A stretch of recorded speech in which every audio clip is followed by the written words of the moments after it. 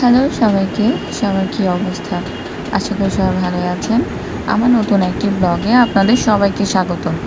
আজকের এই ব্লগটি একটি স্পেশাল ব্লগ আমার জন্য, কিন্তু আমি এখনই বলবো না এটি কিসের ব্লগ। আপনারা নিজেরাই গেস করবেন এটি কিসের ব্লগ। যেহেতু স্পেশাল ডে ছিল, তাই স্পেশাল ডেকে ঘিরে আমার অনেক প্ল্যান ছিল, কিন্তু বৃষ্টির জন্য আমার সব প্ল্যানই নষ্ট হয়ে গিয়েছিল। বৃষ্টির কারণে সব প্ল্যান ক্যান্সেল হয়ে যাওয়ার কারণে আমার মন কিছুটা খারাপ ছিল, কিন্তু কী আর করার। বিকালে আমার যেহেতু ড্রয়িং ক্লাস ছিল, তাই তখন আমি চলে গেলাম ড্রয়িং ক্লাসে গিয়ে এই পুচকিগুলো মুখ দেখলে আমার মন এমনিতেই ভালো হয়ে যায়। অতিরিক্ত বৃষ্টির কারণে স্টুডেন্ট কম ছিল, তাই কাজের প্রেশার তেমন ছিল না।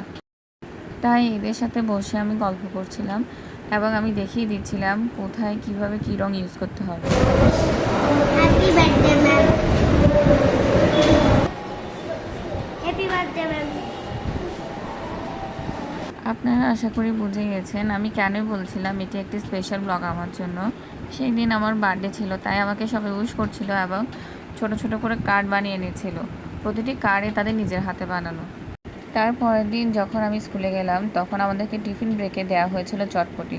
বাপিদি নিজের হাতে বানিয়েছিল চটপটি, তার হাতের বানানো চটপটি অসাধারণ স্বাদ। এর কিছুক্ষণ পরে আমি ক্লাসে গিয়ে পেলাম একটি নতুন সারপ্রাইজ।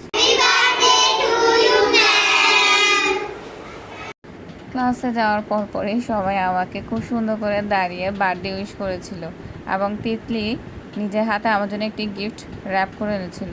প্যাকেটের ভিতর কী আছে তা দেখার জন্য সবাই অনেক বেশি এক্সাইটেড ছিল।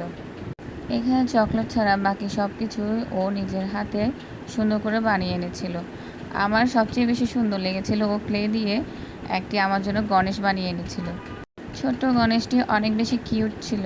সংস্কৃতিও আমার জন্য একটি পেন এনেছে। গিফট পেতে কান্না ভালো লাগে, আর তা যদি হয় স্টুডেন্টদের থেকে, তা হয়ে যায় আরও বেশি স্পেশাল। রাতে আমার বাসায় করা হয়েছিল এই ছোট্ট আয়োজনটি। সবাই আমার জন্য আশীর্বাদ করবেন। ব্লগটি যদি ভালো লেগে থাকে অবশ্যই লাইক, কমেন্ট এবং শেয়ার করবেন। ধন্যবাদ।